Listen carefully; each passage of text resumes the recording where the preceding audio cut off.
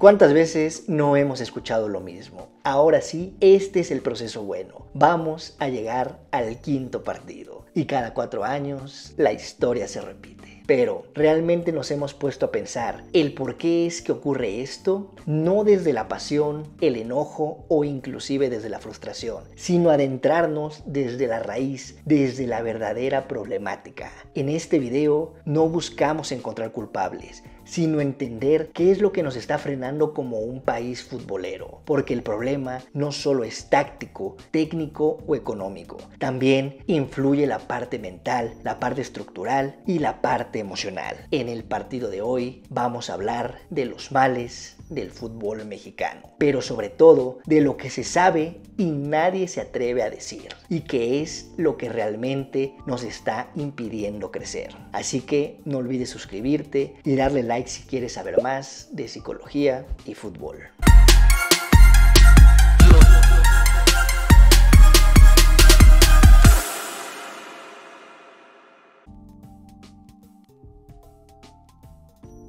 El fútbol, más que un deporte, es un catalizador de emociones para millones de personas. En países como México, cumple una función social más profunda. Nos reúne, nos da identidad y nos distrae. Cada 4 años, el fútbol toma forma de mundial. Y aunque ya sabemos cómo termina la historia, nos ilusionamos como si fuera la primera vez. La selección mexicana ha participado en 17 Copas del Mundo de 22. Ha disputado 60 partidos con un saldo de 17 victorias, 15 empates y 28 derrotas. Solo ha alcanzado 2 veces los cuartos de final, ambas como anfitrión, y desde 1994 hasta 2018 cayó invariablemente en octavos de final, y en 2022 ni siquiera pasó la fase de grupos. Estadísticamente, con ese número de participaciones, un campeonato ya debería haber llegado, pero en México seguimos esperando un milagro. Desde la psicología, esto tiene una explicación clara: el autoengaño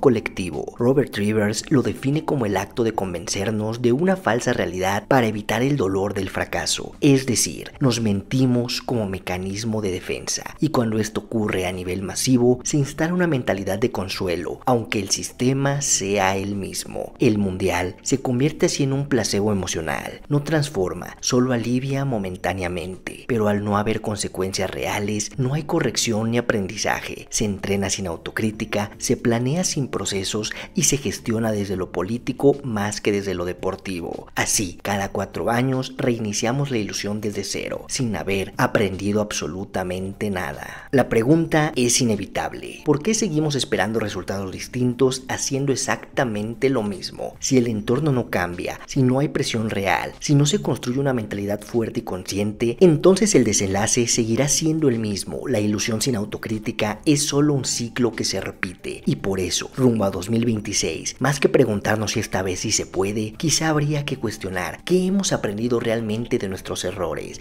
porque en el fútbol, como en la vida, la esperanza sin reflexión se convierte en autoengaño. Pero este autoengaño colectivo no surge de la nada, tiene raíces profundas. El problema no es solo lo que ocurre cada 4 años en un mundial, sino lo que pasa todos los días en nuestro fútbol, porque el estancamiento de la selección mexicana no se explica solo por la falta de suerte o de talento, se explica por estructuras rotas, decisiones mal enfocadas y una cultura que muchas veces no prioriza el desarrollo mental, formativo ni competitivo del futbolista. Y si queremos entender por qué llevamos décadas sin avanzar, tenemos que mirar de frente los males que nos mantienen atrapados en el mismo lugar. Aquí empieza el verdadero análisis. ¿Cómo se puede exigir evolución si no existen consecuencias reales? En el fútbol mexicano, los errores no se pagan, y cuando no hay presión real, lo más cómodo es no cambiar. Desde que se eliminó el ascenso y el descenso, la liga se convirtió en un sistema sin castigos, donde el mérito deportivo quedó en pausa y el riesgo desapareció. Un equipo puede terminar último, firmar una temporada mediocre y aún así conservar su lugar como si nada. El resultado: directivos que dejan de apostar por proyectos de largo plazo, jugadores que se acomodan y clubes que ya no se sienten obligados a crecer. A eso se suma un formato de competencia que premia más el golpe de suerte que la constancia. En la Liga Mexicana puedes entrar por la ventana del play-in y ser campeón. No importa si fuiste irregular todo el torneo. En una liguilla cualquiera puede ganar. Y eso, aunque genere espectáculo, debilita la mentalidad de exigencia que requiere el alto rendimiento. El sistema termina creando una cultura de ya veremos, donde la urgencia por mejorar se disuelve. Una cultura donde estar más o menos alcanza. Y cuando eso se normaliza, el jugador pierde hambre, el equipo pierde identidad y la liga pierde prestigio. El futbolista mexicano crece sabiendo que si no rinde, igual tendrá contrato, que si su equipo fracasa, igual seguirá en primera y que si juega al 70% de sus capacidades, probablemente no pase nada. Así, es imposible forjar competitividad mental, resiliencia o liderazgo en la cancha. ¿Y qué pasa cuando llevamos esa mentalidad a la selección? Exacto, estancamiento, porque si no se entrena la presión, si no se enfrentan consecuencias, si no hay incentivos reales para mejorar, no hay transformación posible. Sin presión no hay urgencia, sin urgencia no hay cambio y sin cambio seguiremos siendo lo mismo. En el fútbol mexicano, el talento no escasea. Lo que falta es confianza, paciencia y visión a largo plazo. El entorno está diseñado para ganar hoy, aunque eso implique sacrificar el mañana. Los proyectos deportivos viven bajo la presión constante del marcador y, en consecuencia, los procesos se interrumpen antes de consolidarse. El desarrollo individual del futbolista se convierte en un lujo que pocos pueden permitirse. Los jóvenes talentos, esos que deberían representar el futuro del fútbol nacional, terminan marginados por un sistema que los deja a la deriva. Las canteras se convierten en vitrinas decorativas que se abandonan ante la primera derrota y los jugadores emergentes ven reducidos sus minutos, su rol y su impacto. El caso de las generaciones doradas sub-17 es sintomático. México fue campeón del mundo en 2005 y 2011, logros que proyectaban una base sólida para el futuro. Sin embargo, muy pocos de aquellos campeones llegaron a consolidarse en la élite. Algunos desaparecieron entre sesiones, lesiones, decisiones cuestionables o entornos que no le ofrecieron continuidad ni desarrollo mental. Aquella sensación de gloria se diluyó en el olvido. No hubo seguimiento, ni exigencia, ni acompañamiento psicológico para gestionar ese éxito precoz. Algo similar ocurrió con los héroes de Londres 2012, campeones olímpicos y protagonistas de la mayor hazaña internacional del fútbol mexicano. Esa generación pudo haber sido el puente hacia un cambio real, pero muchos de sus jugadores tampoco lograron transformarse en líderes sostenidos, tal vez por falta de ambición, tal vez por falta de guía o simplemente porque el entorno no les permitió evolucionar. Si ni siquiera un oro olímpico garantiza procesos estructurados, ¿qué esperanza puede tener cualquier otro logro? Estos episodios no solo reflejan una gestión deficiente, sino un problema profundo que impacta directamente en la mente del jugador. Cuando el mensaje constante es que no se puede fallar, que los jóvenes deben rendir como veteranos y que lo único que importa es el resultado inmediato, la confianza se rompe antes de consolidarse y sin confianza no hay liderazgo. Sin liderazgo no hay identidad. Al final no se trata de cuántos talentos aparecen, sino de cuántos encuentran un entorno donde puedan desarrollarse. Y si cada proceso se aborta antes de florecer, ¿cómo pretendemos que algún día madure el fútbol mexicano?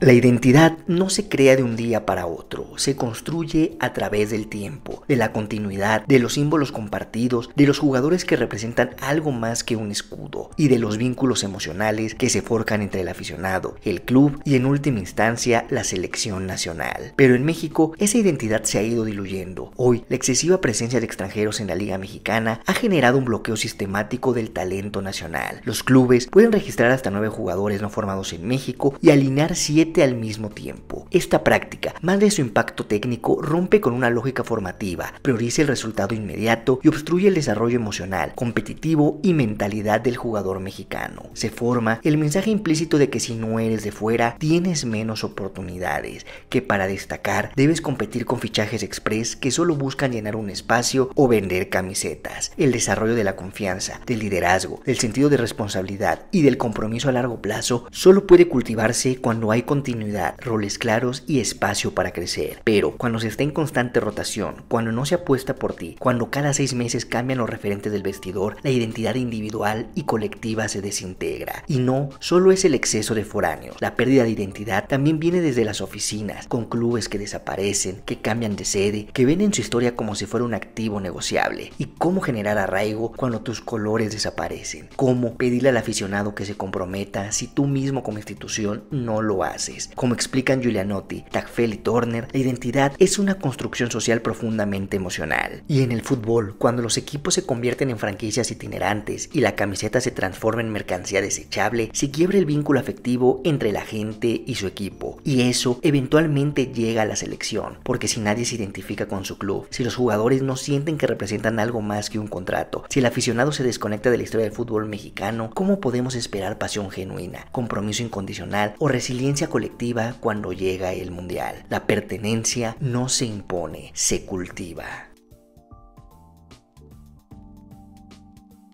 ¿Cómo se puede construir un proyecto serio cuando quienes lo dirigen entienden más de negocios que de fútbol? El fútbol mexicano lleva años siendo gestionado por figuras con nula o escasa formación en lo deportivo, gente que no ha vivido el deporte desde dentro pero toma decisiones cruciales que afectan su rumbo. El resultado: improvisación, falta de visión y ciclos que se reinician cada 4 años como si el problema fuera de nombres y no de estructuras. En este ecosistema, los dueños de equipos han acumulado un poder desmedido.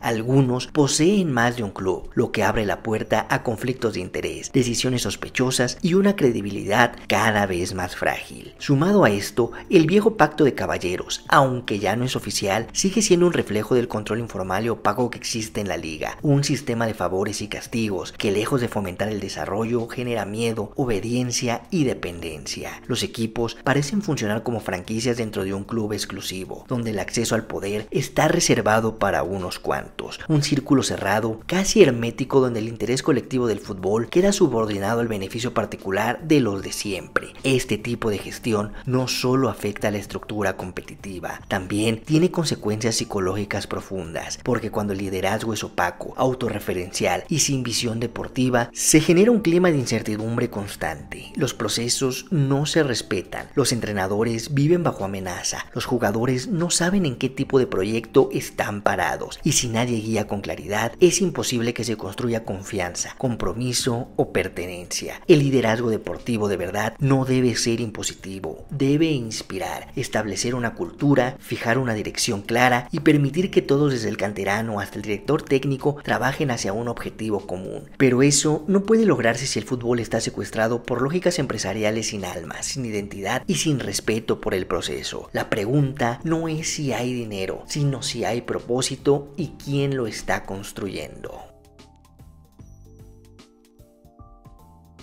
Durante décadas, la selección mexicana dejó de ser un proyecto deportivo. Hoy es un producto, un símbolo de negocio más que de identidad nacional. Y lo preocupante no es solo que se explote comercialmente. Eso ocurre en muchas partes del mundo, sino que la prioridad absoluta ya no es competir, sino facturar. Amistosos en Estados Unidos con rivales cómodos, contratos millonarios que obligan a presentar siempre a las figuras, giras promocionales que poco o nada tienen que ver con el desarrollo deportivo. Lo que se vende es la ilusión del equipo, no su rendimiento. Y si se vende, ¿para qué cambiar? Este modelo de negocio se sostiene gracias a una afición que responde con pasión genuina, a pesar de que los resultados no estén a la altura. El problema es que esa misma fidelidad ha sido capitalizada sin retorno deportivo. El dinero que entra no se traduce en mejores procesos, mayor preparación o una estructura que permita competir al más alto nivel. Lo que se prioriza es mantener la máquina andando, aunque avance en círculos.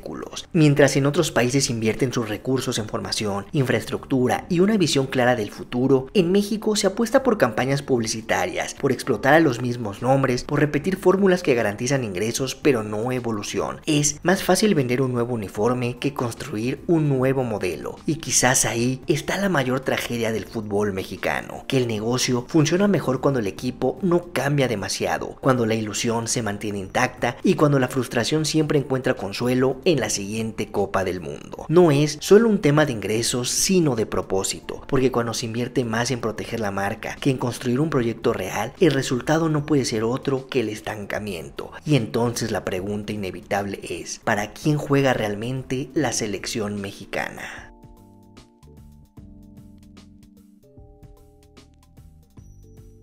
Durante años, el fútbol mexicano ha evitado el desafío, y en cualquier sistema deportivo, personal o colectivo, cuando no hay reto, no hay crecimiento. Lo cómodo se vuelve norma y lo mediocre aceptable. La selección mexicana lleva décadas compitiendo en una zona que, salvo contadas excepciones, no le exige lo suficiente. En CONCACAF, México se acostumbró a ser grande, pero esa etiqueta ha perdido sustancia en la cancha, mientras otras selecciones como Canadá, Estados Unidos y Panamá apuestan por procesos largos, identidades claras y exportación de talento. México se sigue refugiando en lo conocido, se estancó creyéndose superior cuando en realidad dejó de evolucionar, y cuando existían oportunidades para crecer simplemente se dejaron pasar. La salida de la Copa Libertadores fue una de las más significativas. Si bien hubo factores externos como las restricciones de FIFA y CONCACAF, también hubo falta de voluntad para pelear por lo que valía la pena. Participar en la competencia más exigente del continente permitía a los clubes y jugadores